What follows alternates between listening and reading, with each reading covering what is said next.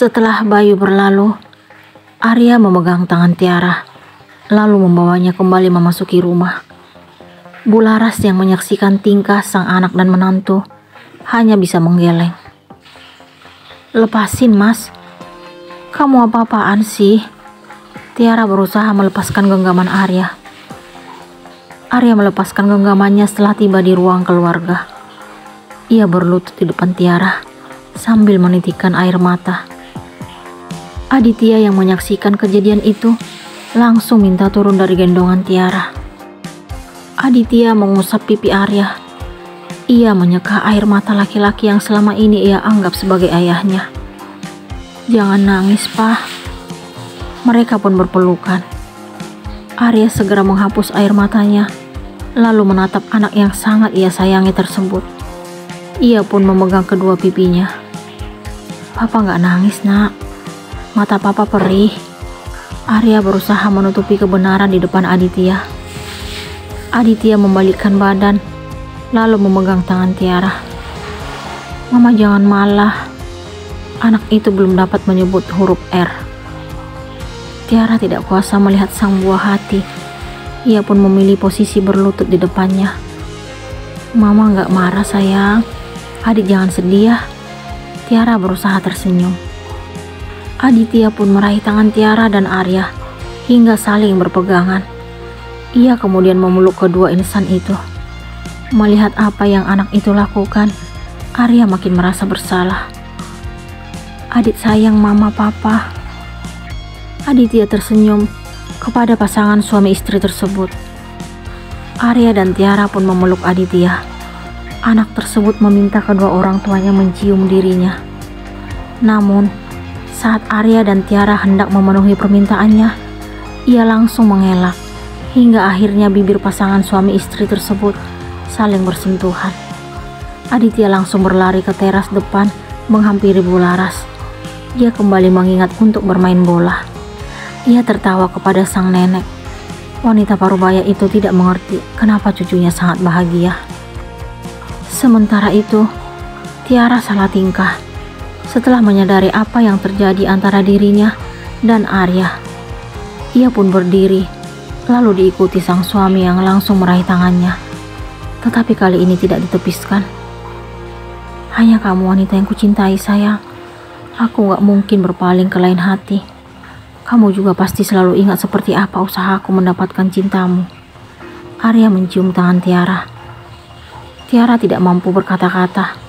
Ia hanya terdiam dan tidak berusaha menolak apa yang Arya lakukan. Walaupun ia masih sangat kecewa terhadap suaminya itu, tetapi hati kecilnya tidak ingin jauh darinya. Sementara di tempat lain, Bayu menelusuri jalan. Setelah meninggalkan rumah orang tua Tiara, ia masih penasaran melihat sikap yang ditunjukkan sang mantan istri kepada Arya. Ia tidak dapat memungkiri kalau Tiara telah mencuri perhatiannya. Kenangan saat hari pernikahan mereka beberapa tahun yang lalu kembali terlintas dalam ingatan Bayu.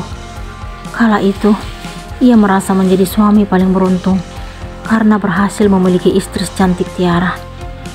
Bentuk tubuhnya yang tinggi semampai, rambut panjang yang terurai lembut, mata sendu yang selalu mampu menyejukkan jiwa, bibir sensual nan merah delima. Bagi Bayu, apa yang ada pada Tiara semuanya sangat indah. "Aku sangat mencintaimu, sayang." Ungkapan itu yang Bayu lontarkan kepada Tiara pada malam pertama mereka di kamar pengantin saat itu. "Aku juga mencintaimu, Mas." Tiara tersenyum. Malam itu juga, Tiara dengan ikhlas telah menyerahkan sesuatu yang amat berharga dalam hidupnya kepada Bayu. Laki-laki itu sangat bahagia dan beruntung mendapatkan istri yang masih sangat polos dan suci seperti Tiara. "Terima kasih atas sesuatu yang kamu berikan pada aku, sayang." Bayu mendaratkan kecupan di dahi Tiara setelah selesai memadu kasih kala itu. "Itu hakmu, Mas. Kamu pantas mendapatkannya." Tiara dengan ikhlas melayani Bayu. Semua yang telah terjadi kini hanyalah kenangan semata. Bayu menyadari kalau Tiara kini telah jatuh dalam pelukan laki-laki lain. Semua itu karena kesalahan yang ia perbuat. Ia telah tergoda dengan wanita yang membohongi dirinya. Akan tetapi, satu hal yang membuat Bayu curiga. Ia pun berpikir sesuatu tentang hubungan Tiara dan Arya. Ia melihat jelas seperti apa sikap wanita berparas cantik itu di depan suaminya tadi. "Pi, kapan kita menemui Adit?" tanya Bu Sandra kepada Pak Agus setelah pulang kantor. "Gimana kalau besok nih? Besok hari Minggu, kita bisa silaturahim ke rumah orang tua Tiara." Pak Agus memberikan saran. "Apa orang tua Tiara akan menerima kita, Pi? Mami sudah sering menyakiti Tiara dan keluarganya." Bu Sandra merasa ragu karena mengingat apa yang ia lakukan dulu. "Mereka orang baik, Mi. Mereka pasti tidak keberatan kalau kita berkunjung." Pak Agus meyakinkan istrinya. "Mami hampir lupa, Pi. Sebenarnya Mami sangat heran dengan hasil tes DNA itu. Siapa yang mengirimkannya pada kita? Apa mungkin Bayu? Tapi akhir-akhir ini sikapnya berubah. Ia berani membentak orang tuanya." Bu Sandra masih sangat bingung tentang siapa yang mengirimkan bukti hasil tes DNA antara Bayu dan Aditya. Papi juga bingung, tapi tetap bahagia. Dengan bukti itu, besok kita pasti tidak mungkin mengalami kesulitan bertemu Adit. "Iya, Pi. Mami benar-benar merasa bersalah dengan apa yang Mami lakukan selama ini. Ternyata hanya Tiara yang mampu memberikan kita cucu, walaupun kita harus menunggunya selama bertahun-tahun." Bu Sandra merenungi semua perbuatan dan kekejamannya terhadap Tiara. Saat awal pernikahan Bayu dan Tiara beberapa tahun yang lalu, Bu Sandra adalah ibu yang sangat berbahagia karena memiliki menantu cantik seperti Tiara. Ia sangat menyayangi wanita itu layaknya anak kandung sendiri. Akan tetapi, seiring berjalannya waktu, rasa sayang yang Bu Sandra miliki akhirnya berubah menjadi kesal dan kecewa.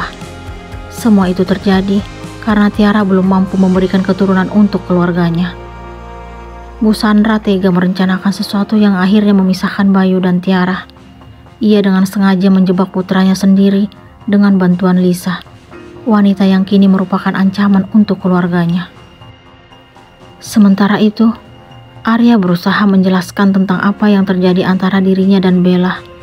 Ia bercerita bahwa semua itu hanya karena ingin membantu wanita itu.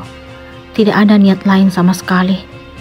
Namun, Tiara belum sepenuhnya percaya. "Harus menginap di rumahnya, Mas. Pertolongan apa itu namanya? Seorang laki-laki yang sudah menikah dan memiliki anak harus bermalam di rumah wanita lain, Mas." Tiara tidak habis pikir dengan apa yang Arya lakukan. "Aku terpaksa, sayang. Ibunya juga ada di sana. Aku diminta menemani Bella karena penyakitnya kambuh." Arya kembali memberikan penjelasan dan berharap pengertian dari Tiara. "Apa? Kamu sampai tahu tentang penyakit yang ia derita? Sedekat apa kamu dengan Bella, Mas? Kenapa kamu tidak pernah cerita sebelumnya padaku? Kenapa kamu menyembunyikan ini dariku?" Tiara makin tidak memahami Arya. "Aku juga udah lupa tentang Bella. Karena kami sudah lama hilang komunikasi. Aku juga gak pernah dengar kabar tentangnya." Arya menceritakan tentang Bella. "Apa aku harus percaya padamu, Mas?" Tiara menggeser posisi duduknya dari Arya. "Aku gak ingin bahas ini lagi, Mas. Aku mau istirahat." Ia pun berbaring di tempat tidur dan menjaga jarak dengan Arya. Arya sangat tahu kalau Tiara berusaha menghindarinya. Ia tidak ingin kesalahpahaman di antara mereka berkepanjangan. Ia pun mendekati Tiara lalu memeluknya. Tetapi wanita itu justru menepiskan tangannya. Arya sangat sedih melihat perubahan sikap Tiara. Sementara di tempat lain di dalam sebuah kamar, Bayu tersenyum mengingat kenangan bersama Tiara. Ia tidak mampu membuang pesona mantan istrinya sejak bertemu hari ini. Ia seakan-akan telah menemukan permatanya yang telah lama hilang. Ia kini menyadari kalau dirinya benar-benar menyesal karena dulu telah menceraikan ibu dari anaknya. Ia juga merasakan sesuatu yang berbeda saat bertemu Tiara tadi. Ia seolah-olah kembali mendapatkan kebahagiaan dan semangat baru setelah melihat wajah wanita itu.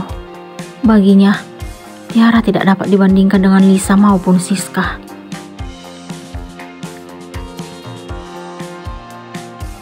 Pagi kembali menyapa bersama sinar mentari yang sangat cerah. Bagi siapa yang menikmati pancaran sinarnya akan bersyukur kepada Sang Pencipta. Rasa itu juga kini telah memasuki relung hati sepasang orang tua yang ingin bertemu dengan cucunya. Pak Agus dan Bu Sandra segera meluncur meninggalkan istana mereka menuju rumah orang tua Tiara. Pasangan suami istri tersebut tidak sabar agar segera bertemu dengan sang penerus keluarga. Setelah beberapa menit, Pak Agus dan Bu Sandra akhirnya tiba di istana orang tua Tiara.